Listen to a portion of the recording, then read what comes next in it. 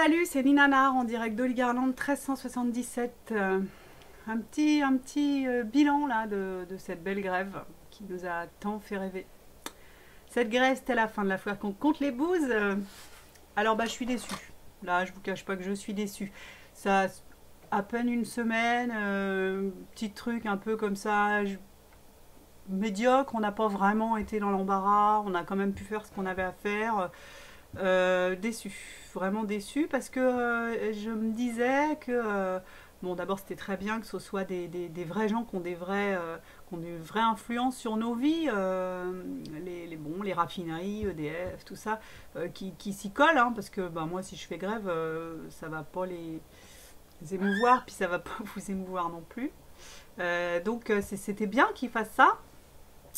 Et on s'est dit que comme ça, bloqué, pas de pétrole, pas d'électricité, pas de ravitaillement des grandes surfaces, ouh la hache, c'est ouah, ça va être exotique. Bon, c'est sûr qu'au mois de mai, c'est quand même plus fun qu'au mois de décembre, hein, faut pas se mentir. Mais bon, et bah déçu parce que alors voilà, on est arrivé à ce que voulaient nos connards d'en haut, parce que vous pensez bien que tout ça c'est prévu quasiment, hein. C'est eux qui l'ont qui ont organisé le truc, hein. Ils savaient très bien que ça allait arriver, donc ils ont réussi quand même à dire c'est scandaleux de bloquer le pays comme ça, d'empêcher les gens d'aller travailler, puis ils gloussent dans leur moustache, c'est en fait ils sont pétés de rire parce qu'ils en ont rien à foutre qu'on aille travailler ou pas, ou tu vois, ce qui les importe c'est qu'on leur donne notre fric, pas qu'on en gagne. On en gagne, ça les intéresse pas. Qu'on le dépense, ça les intéresse mieux. Hein. Donc bloquer le pays, alors du coup ça crée un espèce de clivage comme ça, il y a un conflit, ouais, j'ai entendu des gens me dire, ah non mais quand même c'est inadmissible de bloquer comme ça la situation. Donc, mais, puis alors à la pompe j'ai fait la queue hein, une fois pour avoir ma ration, hein, mais 20 euros, j'ai eu le droit à 20 euros, c'était ça le quota à ce moment-là. J'ai pas touché depuis, j'ai pas touché.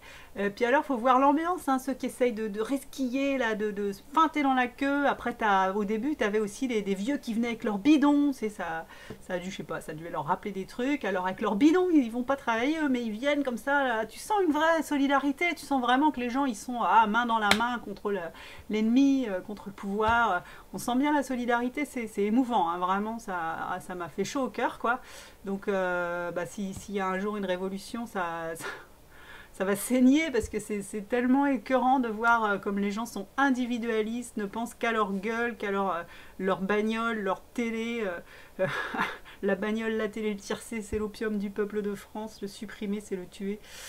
Allez, je pense, j'écoute souvent Renaud en ce moment, ça me touche. Donc voilà, donc bah, on s'est foutu sur la gueule aux pompes, et puis bah, enfin, Zorro est arrivé, hein, le gouvernement a envoyé des forces de l'ordre qui, en toute douceur, en toute diplomatie, en délicat, ont débloqué la situation à Donge et ailleurs.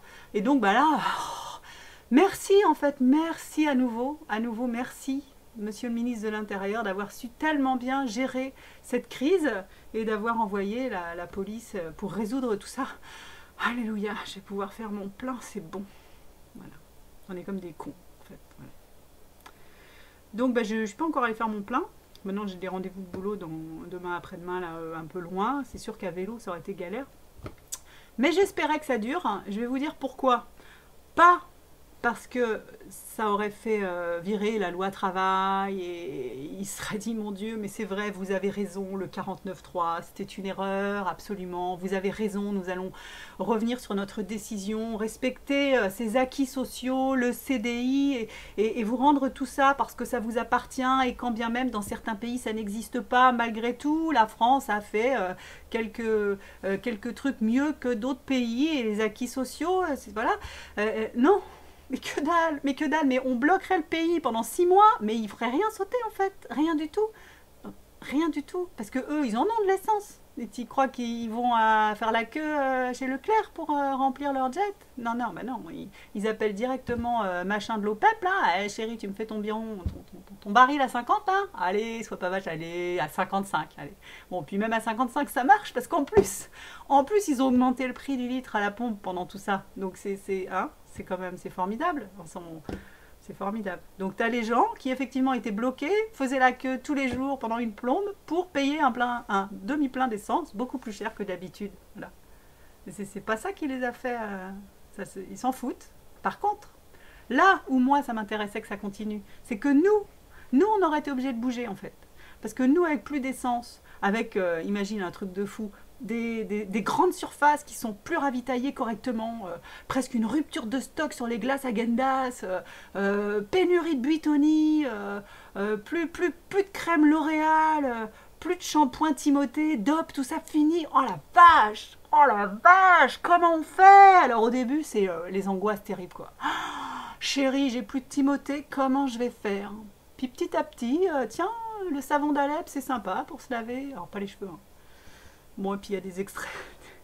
Il y a des morceaux d'obus en ce moment dans le savon d'Alep, c'est un peu galère, mais ça râpe, ça fait gommage en même temps.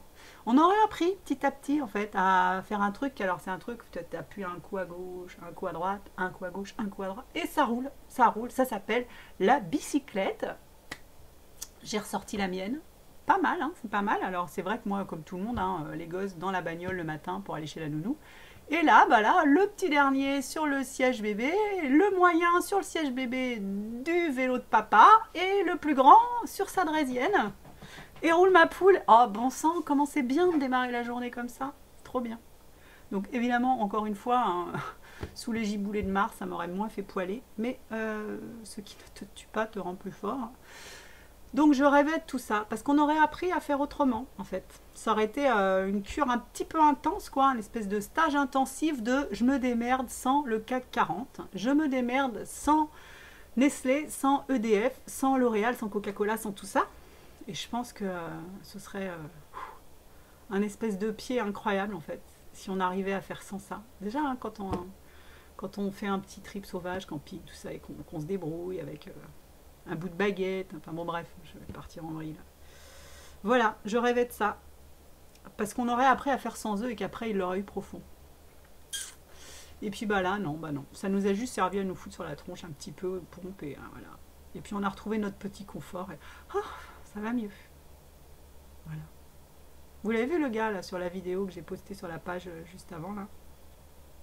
On sent quand même sur la fin que quand on lui demande ce que ça donne si la population sait, il rigole un peu cynique sur le coup. J'ai quand même eu envie de lui mettre des baffes. Bon, ça date de 2012, mais je pense que c'est un clone, le mec. Ils sont plusieurs dizaines, ils pourraient tenir le même discours. Je pense que tout ça est une réalité. C'est Hollande.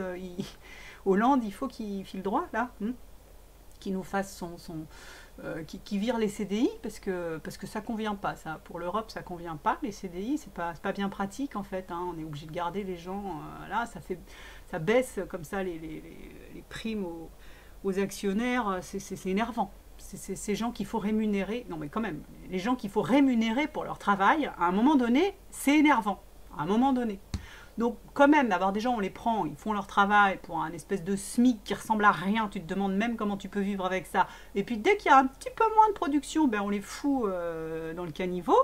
Ben, c'est quand même beaucoup plus pratique hein, pour tous ces gars-là. Voilà. Alors là encore... Hein, qu'on aille dans la rue, ça va rien changer. Hein. Tous ceux-là, là, tous ces connards-là, qui veulent pouvoir nous prendre, nous jeter comme des bouses, voilà. Ceux-là, il faut juste arrêter d'acheter leurs produits. Je tourne en boucle, hein. Il faut arrêter d'acheter leurs produits. Voilà. C'était Ninanar en direct d'Oli Garland, 1377.